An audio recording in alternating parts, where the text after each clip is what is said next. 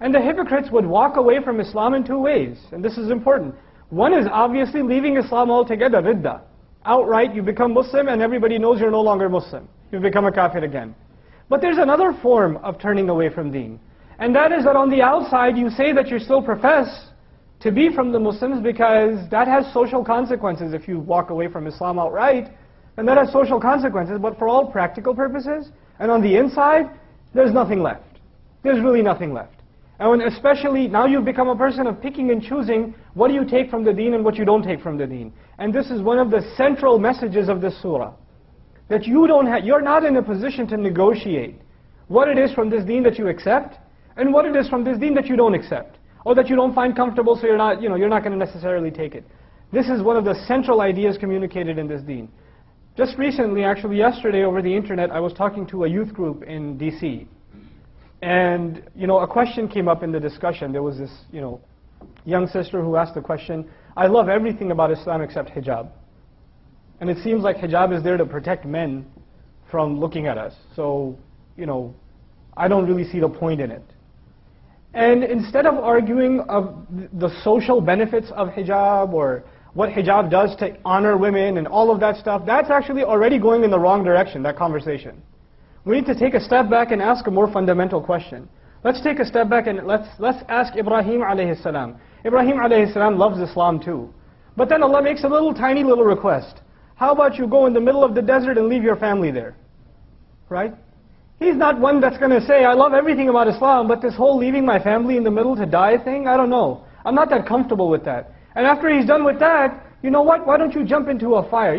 I love everything about Islam, except this whole burning myself alive, that's asking a little too much. Nope, you don't find that question. Then Allah says, put a knife to your son's throat. Go ahead. And he says, I love Islam, but I also love my son. I don't know, can you give me a logical explanation for why I should do this?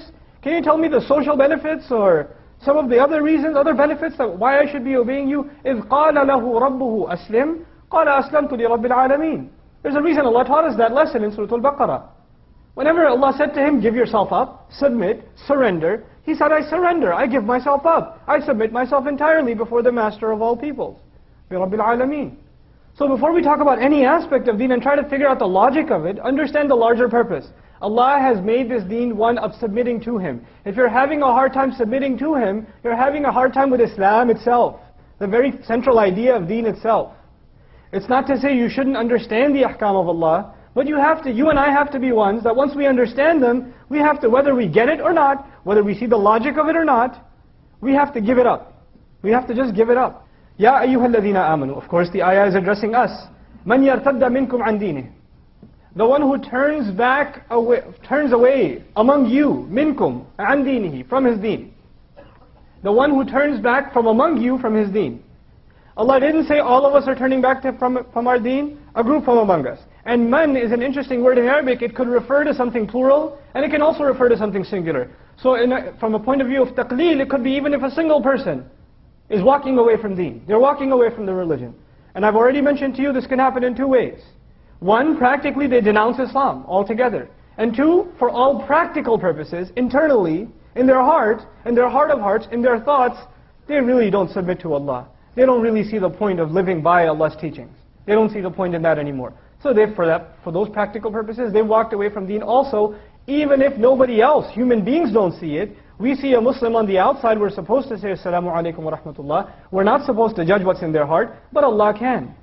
Allah sees what's inside. So whoever of you has walked away, or does so, then what does Allah say? فَسَوْفَ, then soon. And sawfa is the Arabic word that implies very soon. It won't take very long for Allah to take immediate steps. And what are those steps? يَأْتِ اللَّهُ بِقَوْمٍ. Allah will bring about a nation.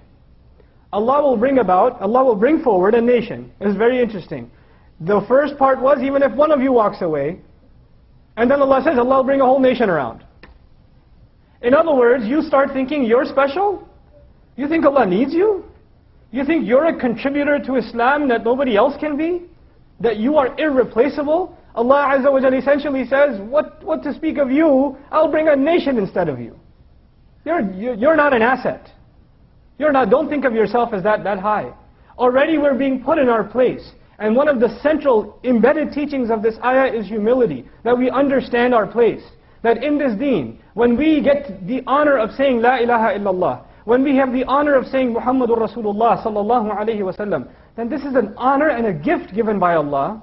And if you don't appreciate this gift, then who needs you? There's plenty of others that can appreciate it more than you and I.